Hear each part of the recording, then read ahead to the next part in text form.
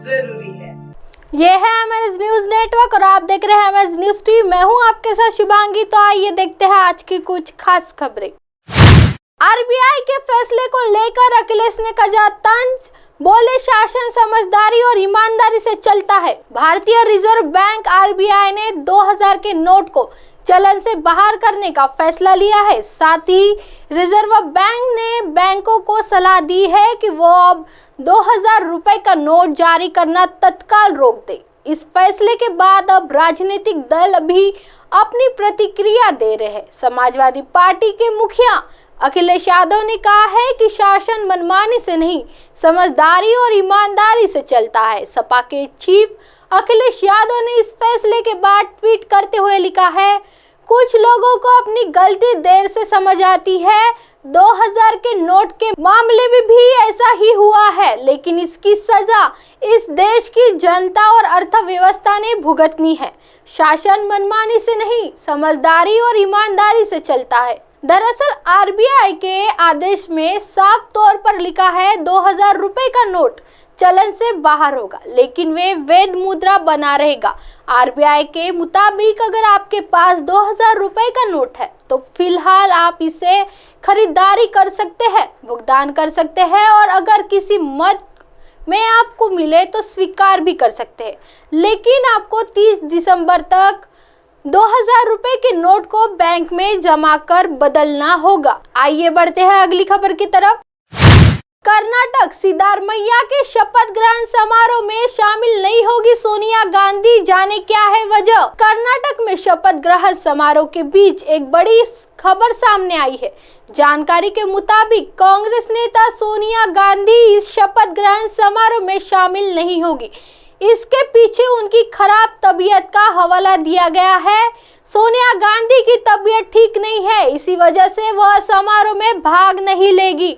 हालांकि राहुल गांधी और प्रियंका गांधी समारोह में शामिल होंगे। इन 8 विधायकों को बना जाएगा मंत्री। बता दें कि आज सिद्धारमैया कर्नाटक के सीएम की पद की और DK Shivakumar deputy CM पद की शपथ लेने वाले हैं। इसके अलावा कांग्रेस के 8 अन्य विधायक भी मंत्री पद की शपथ लेने वाले हैं। इनमें से कांग्रेस विधायक doctor GP Parameshwara, KH Muniyappa, KJ George, MBP Patel, Satish जाकर कोहली, प्रियंका खड़गे, रामलिंग रेड्डी और बीजेडी जमीर अहमद खान के आज राज्य मंत्रिमंडल में मंत्रियों के रूप में शपथ लेने वाले हैं। कांतिरवा स्टेडियम में शपथ दिलाएंगे राज्यपाल थावरचंद गहलोत। मुख्यमंत्री और उनके मंत्रिमंडल को दोपहर 12:30 बजे कांतिरवा स्टेडियम में पद व गोपनीयता की शपथ दिलाएंगे। इस स्टेडियम में सिद्धारमैया ने 2013 में पहली बार पद की शपथ ली थी। देश में 2024 के लोकसभा चुनाव में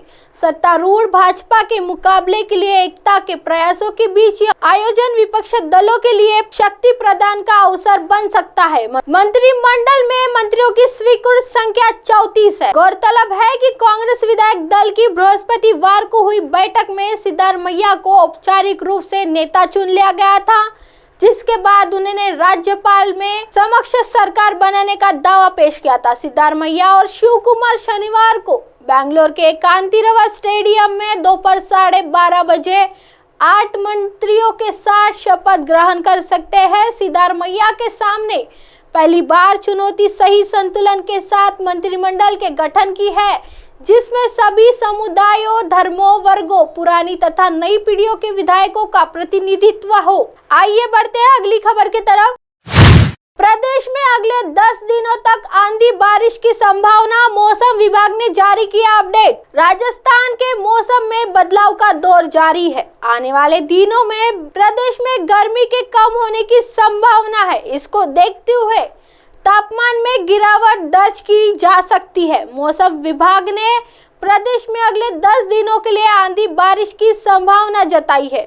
मौसम विभाग ने जारी किया ताजा अपडेट। मौसम विज्ञान केंद्र जयपुर की माने तो राज्य के अगले 48 घंटों के दौरान मौसम के शुष्क बने रहने की संभावना है। जोधपुर व बीकानेर संभाग के भागों में आगामी 2-3 दिन तक तेज में धूल भरी हवाएं चलने की संभावना है। प्रदेश में 21-22 मई को उत्तर पूर्वी भागों में एक नए आंधी बारिश के दौर की शुरुआत होने की संभावना है। आंधी बारिश की ये गतिविधियां उत्तरी भागों में जारी रहने की संभावना है। मई के आखिरी सप्ताह में आंधी बारिश की गतिविधियों में और बढ़ोतरी होने से तापमान में 2 से 3 डिग्री सेल्सियस तक गिरावट होने की संभावना है। इन जिलों में ऐसा रहा तापमान। प्रदेश में शुक्रवार को अधिकांश भागों में मौसम सामान्य रहा। मौसम विज्ञान केंद्र जयपुर के आंकड़ों के अनुसार अजमेर में अधिकतम तापमान 38.1 डिग्री सेल्सियस, भीलवाड़ा में 40.3 डिग्री सेल्सियस, अलवर में 38.2 डिग्री सेल्सियस, जयपुर में 39.2 डिग्री सेल्सियस, पिलासी में 37.9 डिग्री सेल्सियस, कोटा में 42.2 डिग्री सेल्सियस, तो बूंदी में 41.4 डिग्री सेल्सियस और टोंक में 41.3 डिग्री सेल्सियस दर्ज किया गया। अब आप हमारे चैनल को आपके मोबाइल पर भी देख सकते हैं। मोबाइल ऐप पर देखने के लिए play store MNS news T आज डाउनलोड करें। इंस्टा, ट्विटर, हाईकूक, फेसबुक और कई सोशल मीडिया के प्लेटफॉर्म पर हमारा चैनल उपलब्ध है। आप इसे यूट्यूब पर भी देख सकते हैं। आप हमारे चैनल को लाइव भी देख सकते हैं www.msnewstv.com पर। फिलहाल वक्त तो चला है दर्शकों ब्रेक से लौटने के बाद देखिएगा देश और दुनिया की तमाम खबरें। बने रहिए MS न्यूज टीवी पर। नमस्कार।